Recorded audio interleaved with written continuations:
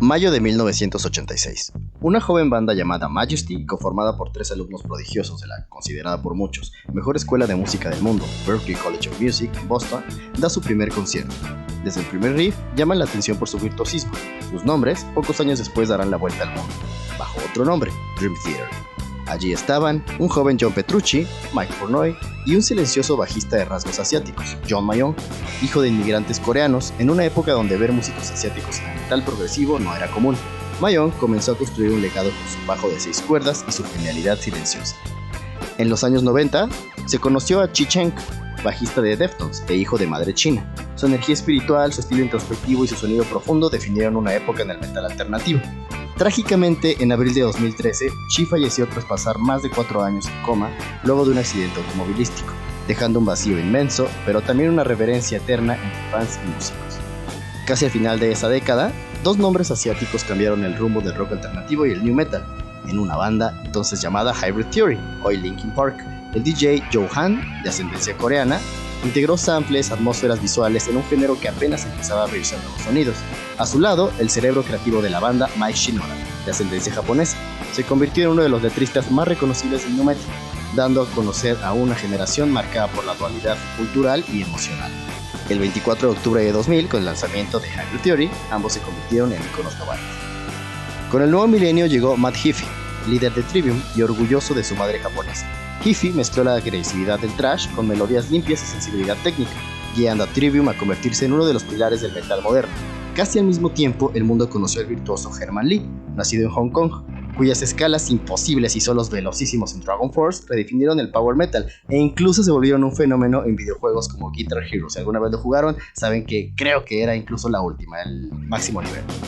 Hoy, la nueva generación sigue marcando hitos. La virtuosa y hermosísima Kiki Wong, no exagero, búsquenla tan solo en Google, de ascendencia china, fue seleccionada por Billy Corgan en abril del 2024 como la guitarrista actual de Smashing Pumpkins, que no es metal, pero es grunge y sabemos que están relacionados, convirtiéndose en la primera mujer asiática en ocupar ese lugar en la banda. Kiki Wong, quien comenzó subiendo covers y tutoriales de YouTube en 2014, saltó a la fama primero como guitarrista invitada a los MTV VMAs y tras años de perfeccionar su técnica y su carisma en redes, ahora comparte escenario con íconos del rock alternativo. Y no olvidemos que James Yoshinobu Niha, guitarrista fundador de los Pumpkins, también es de ascendencia japonesa, lo que hace a esta alineación aún más simbólica.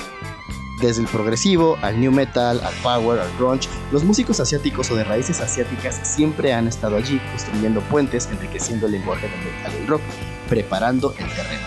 Pero algo ha cambiado, ya no son solo individuos en bandas occidentales. Ahora hablamos de bandas completas surgidas en Asia, que traen consigo sus leyendas, su historia y su identidad sin filtros. Desde Japón, Mongolia, Taiwán e India, estos grupos no solo han puesto el nombre de sus países en alto, han propuesto nuevos conceptos, algunos rompiendo por completo lo que estábamos acostumbrados a ver y otros encajando de manera sorprendente. Hoy es imposible ignorarlos, llegaron poco a poco y ahora son una auténtica ola de metal asiático.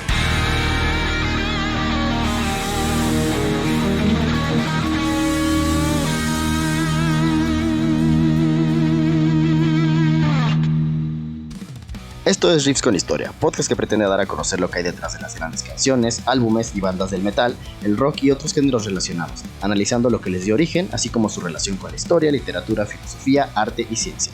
Mi nombre es Isaac Reyes y les doy la bienvenida al episodio 14, la ola del metal asiático. Antes de continuar, quiero decirte que si es la primera vez que nos escuchas, o si ya sigues el contenido pero no te has suscrito, dale clic al botón de seguir en YouTube o en Spotify. Eso nos ayuda muchísimo a seguir creando estos episodios. Y si ya estás suscrito, gracias por acompañarnos programa a programa. Hace apenas unos días se anunció en Ciudad de México un concierto de la controvertida agrupación Baby Metal. Para sorpresa de muchos, en cuestión de días se anunció prácticamente el sold out.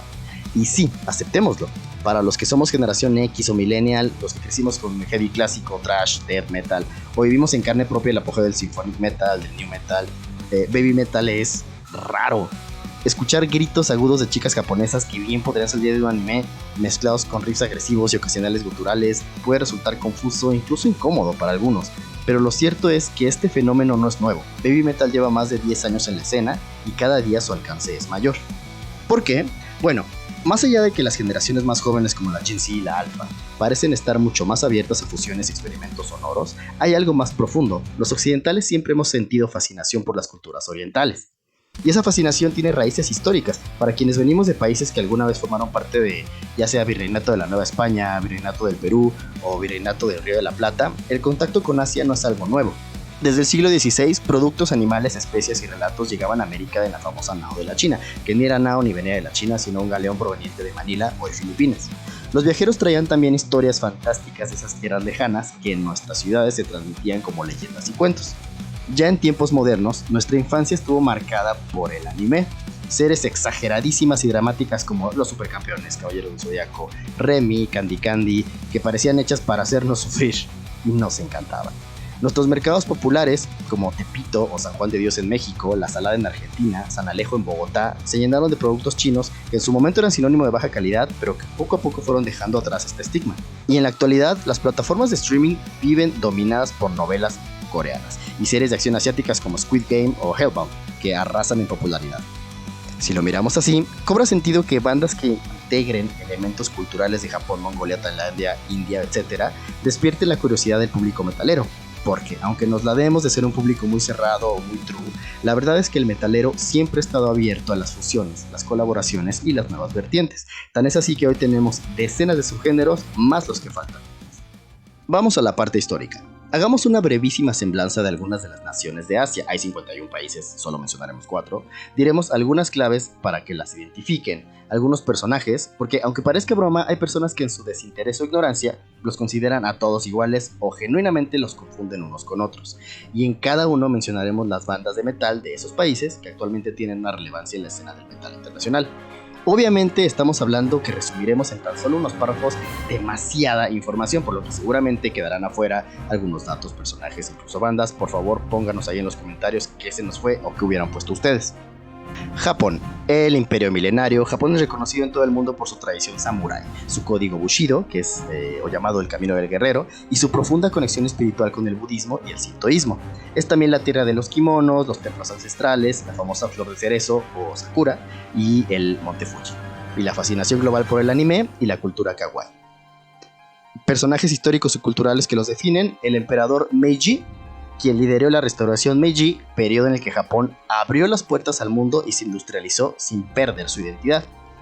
Este consentido de muchos geeks, Hayao Miyazaki, creador del estudio Ghibli, ícono del Japón moderno, exportando al mundo sus fabulosas películas. El contacto moderno con Occidente, que inició con la restauración Meiji, se intensificó tras la Segunda Guerra Mundial. En el siglo XX, el rock, el punk y el heavy metal llegaron a través de bandas estadounidenses y británicas, y los japoneses los asimilaron como solo ellos lo saben hacer, mezclando disciplina técnica y teatralidad visual. Músicos de metal o de ascendencia japonesa destacados: Matt Heafy de Trivium, que ya lo mencionamos al inicio, y Mike Shinoda y Joe Han, que también fueron señalados. Bandas japonesas actuales representativas de metal: Baby Metal, Band Maid, Love Bites, que por cierto estuvieron en México hace unos meses, Crystal Lake, Hanabi y Maximum de Hormone. ¿Cómo es el metal de Japón? Japón tomó el heavy metal occidental y lo fusionó con su cultura visual, el anime, cosplay, teatro kabuki, etc., y su sentido de la disciplina musical. El resultado es un estilo extravagante, único, claramente, y altamente exportable. Va desde el visual kei gótico de los 90 hasta el kawaii metal y el power metal sinfónico, que hoy conquista festivales en Europa y América. Vamos a Mongolia, una tierra de estepas infinitas, chamanes y cielos azules eternos. Mongolia es un país que evoca inmediatamente imágenes de caballos galopando, los gers, que son estas yurtas tradicionales, estas viviendas como circulares. Seguramente las han visto. Águilas cazadoras, un profundo respeto por la naturaleza. Es conocida como la tierra del cielo azul eterno, y donde la vida nómada aún sigue viva en el siglo XXI. De ahí la importancia de los gers, de estas casitas que les digo. Personajes históricos: evidentemente Gengis Khan, el conquistador legendario que forjó el imperio terrestre más grande de la historia. Ni siquiera el británico ha sido tan grande. Kublai Khan, su nieto, primer emperador de la dinastía Yuan, quien llevó la influencia mongola a la política asiática.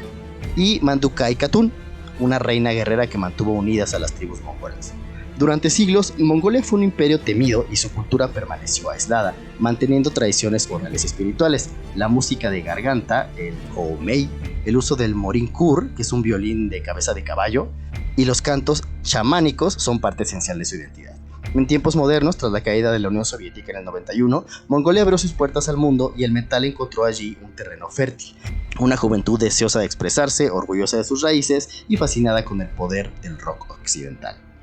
Bandas mongolas actuales representativas del metal: The Who, creadores del Hunu Rock, Tenger Cavalry y Ayanga. ¿Cómo es el metal de Mongolia? No imita al metal occidental. Rescata símbolos ancestrales, lobos, águilas, guerreros, espíritus de la naturaleza y los traduce en riffs que parecen o hacen sentir que están galopando esos caballos mongoles tan famosos. Taiwán, en algún momento conocida como la Isla Formosa, Formosa quiere decir hermosa en portugués, es una isla de paisajes montañosos, templos taoístas, mercados nocturnos y alta tecnología. Es famosa por su mezcla entre tradición ancestral china e identidad propia, marcada por siglos de resistencia cultural y política. ¿Cómo identificamos siempre Taiwán? Su industria tecnológica, marcas como Asus o Acer, mercados callejeros y la comida típica como el bubble tea, los dumplings. Exacto, estos no son de China, son de Taiwán. La fuerte identidad democrática frente a la influencia china, esta resistencia eterna.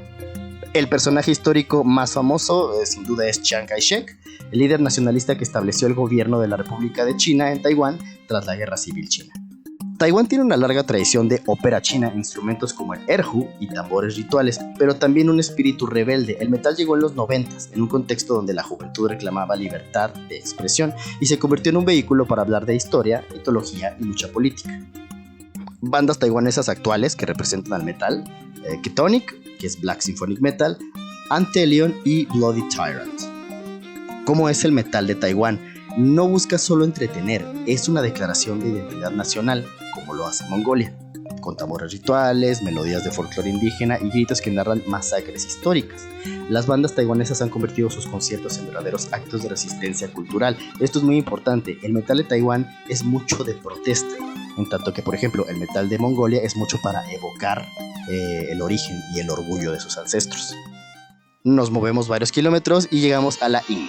India, la tierra de los colores, los templos, los contrastes, conocida mundialmente por su espiritualidad, su gastronomía especiada, deliciosa, los saris coloridos, que es esta vestimenta tradicional de las mujeres, el Taj Mahal, obviamente, el sistema de castas, penoso, y Bollywood, por supuesto, y el interminable tráfico de sus ciudades. Es un país donde lo ancestral y lo moderno conviven en cada esquina.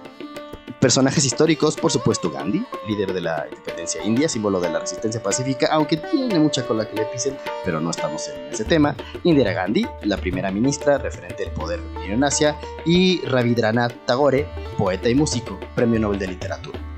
¿Cómo ubicamos a India? Por lo general, por el yoga, la meditación, la mitología hinduista, dioses como Shiva, Vishnu, Kali, tiene una mitología increíble. Instrumentos como el sitar, que es un instrumento de cuerda, la tabla y estos dolls, que es una especie de tambor largo que se cuelgan y lo van tocando. India es un país marcado por la diversidad religiosa y tensiones sociales. El metal llegó primero a las ciudades cosmopolitas como Bangalore, Delhi y Mumbai en los 90. Al principio era un pasatiempo underground para jóvenes de clase media, pero pronto se transformó en un vehículo de protesta contra la corrupción, la violencia de género y el sistema de castas.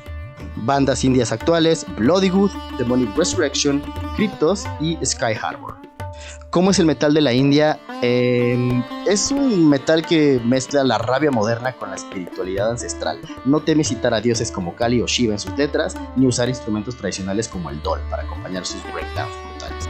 Y bueno, después de aunque muy breve, pero interesante reseña de estos 4 países, es hora de pasar a la parte del programa donde mencionamos bandas y canciones en específico. Evidentemente los países que ya tratamos no fueron elegidos al azar, sino por ellos es que vienen estas 4 bandas que actualmente se han posicionado de manera importante en la escena metalera, destacando en toda esta ola de metal asiático. De Japón, las ya mencionadas Baby Metal. Baby Metal es la definición del Kawaii Metal, es algo que digamos empezó a existir con ellas, una mezcla explosiva entre el pop idol japonés y el metal extremo. Combina coreografías al estilo de J-pop, J-pop es el pop de Japón, voces dulces y coros infantiles con riffs pesados, doble bombo y culturales. Un constante que muchos consideraban una locura, sin embargo funcionó. Contrario a lo que podría pensarse, esta banda nació en 2010 como un subproyecto del grupo idol Sakura Gakuin.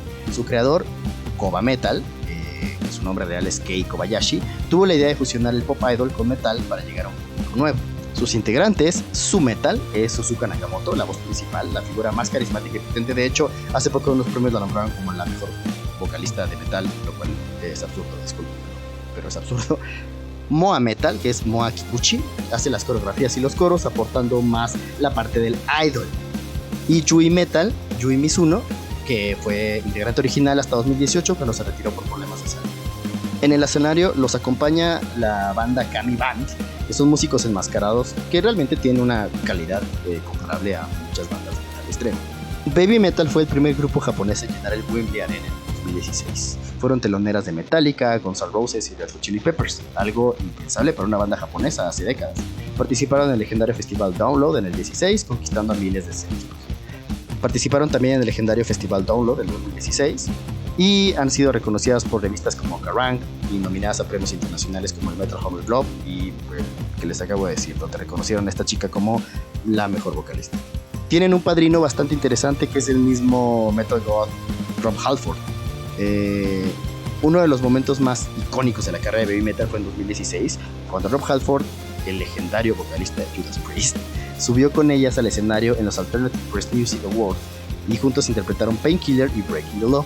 Halford las llamó públicamente el futuro del metal, convirtiéndose en una especie de padrino simbólico para el grupo. Sí, es bastante chocante esta declaración, pero bueno, algo les vio el señor. Han colaborado con Dragon Force, con Bring Me the Horizon, con el mismo Rob Halford y recientemente con bandas como Slaughter to Prevail, Tom Morello y otra banda que veremos aquí, Bloody. Baby Metal no solo es un fenómeno musical sino cultural, abrió las puertas para que el metal japonés entrara en la escena global, inspirando nuevas bandas a no temer a las fusiones más extravagantes.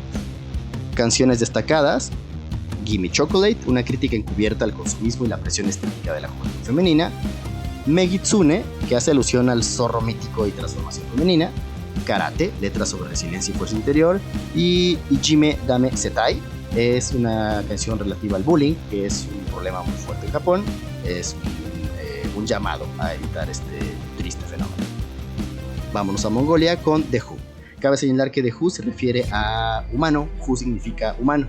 El concepto, ellos se autodenominan creadores del Hulu Rock, un estilo que fusiona heavy metal con canto gutural mongol, el Koomei. Ya saben, este es que es como...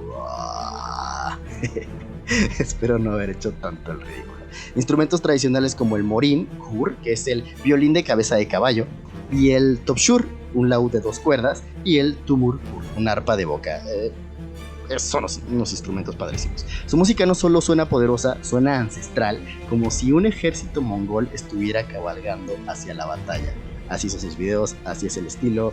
Esta banda es bastante padre.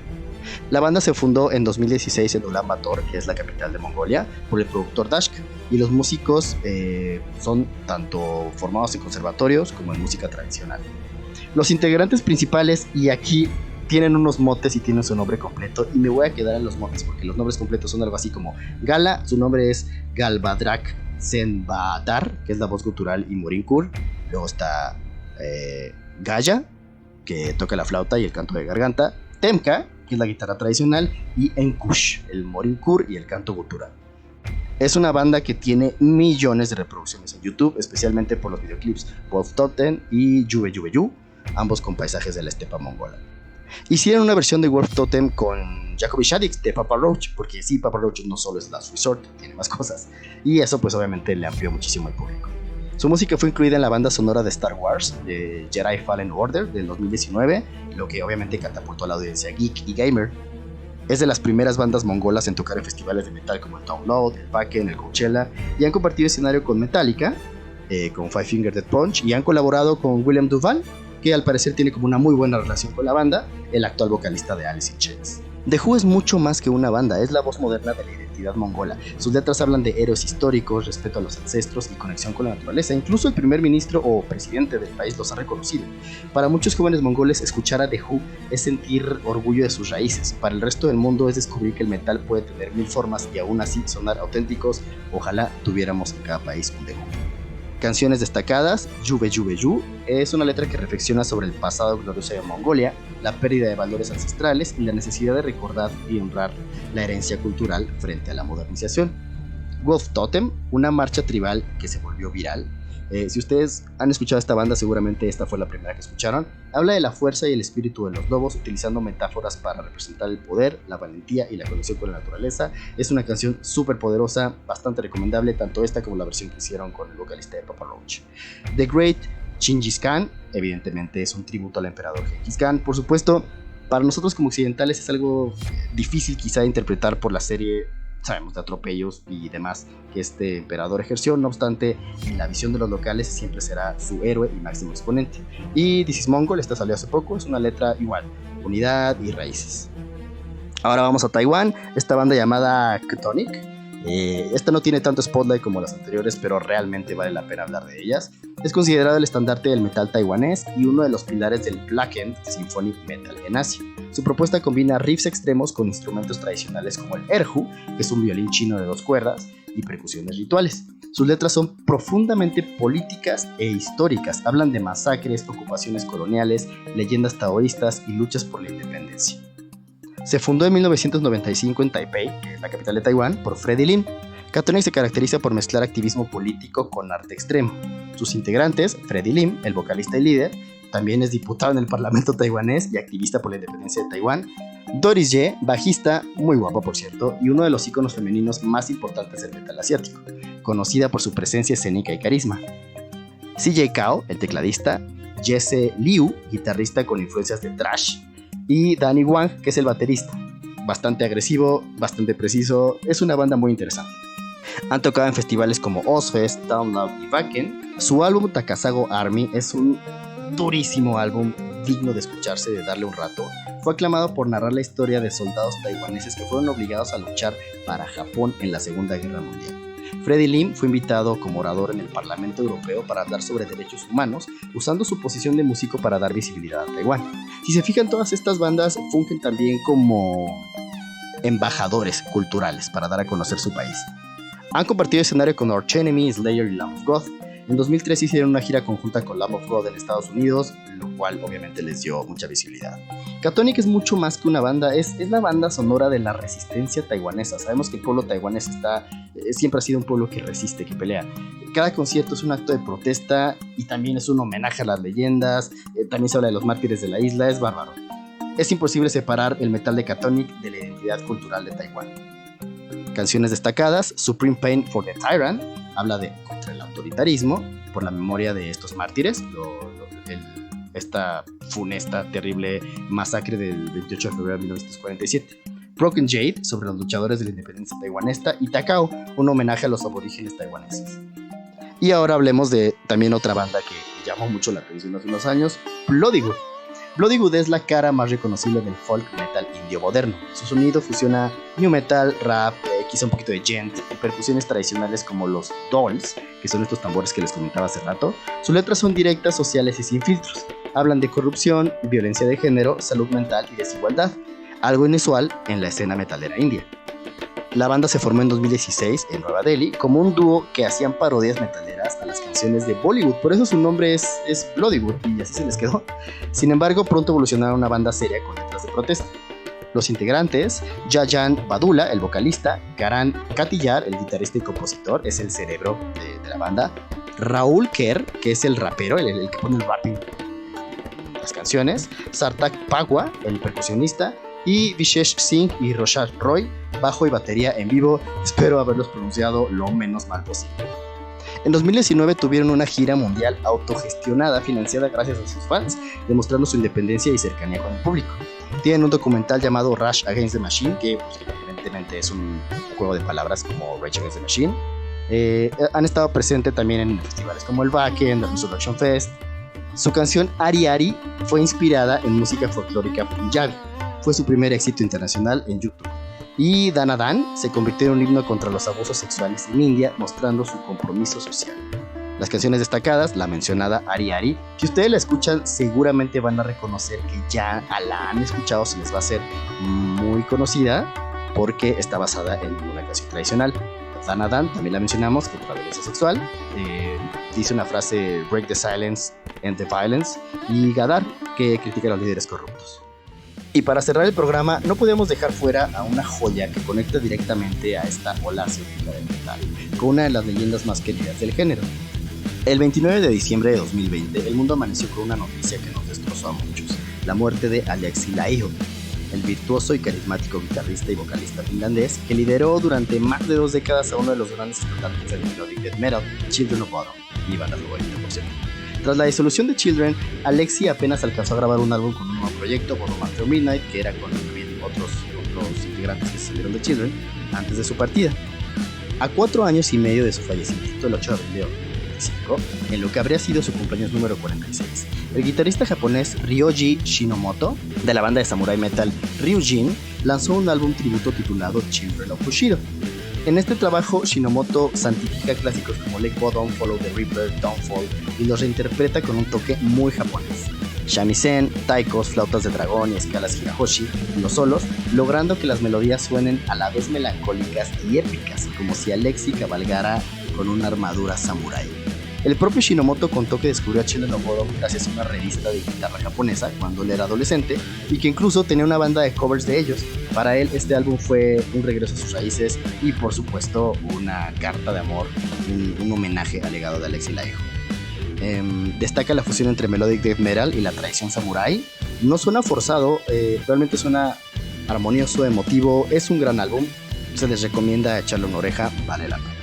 Y este solo es un ejemplo más de cómo el metal asiático ha logrado no solo abrirse paso en la escena internacional, sino también rendir homenaje a los grandes nombres del metal tradicional, aportando su identidad cultural sin perder la esencia del género. En conclusión, hoy hemos recorrido un viaje apasionante por la ola asiática del metal, dentro de la cual, como hemos visto, existen diferentes tipos de propuestas, sonidos, etc. Algunos muy bien recibidos y que en breve tiempo se han convertido en consentidos de la escena, y otros aún en esa lucha constante de buscar su lugar por lo extraño, diferente e incluso en ocasiones chocante sonido. Sin embargo, esta ola demuestra que el metal no conoce fronteras ni límites culturales, desde las tierras ancestrales de Mongolia y Japón hasta las islas de Taiwán y las vibrantes calles de la India. Hemos visto cómo el metal se fusiona con tradiciones milenarias y sonidos propios para crear algo nuevo, auténtico y poderoso. Y díganos, amigos, ¿qué otras bandas o músicos de Asia creen que nos faltó mencionar? ¿Cuáles hubieran puesto ustedes? Déjenos sus impresiones en los comentarios y compartan este episodio a sus amigos que ya escuchan estas bandas o que crean que el tema les puede interesar. No olviden suscribirse en YouTube y Spotify, regalarnos un like si les gustó el episodio y activar la campanita para que no se pierdan lo nuevo. También estamos en Facebook como Riffs con Historia y si quieren interactuar más de cerca pueden encontrarme en mi perfil personal Isa Colbs. Nos vemos la siguiente semana.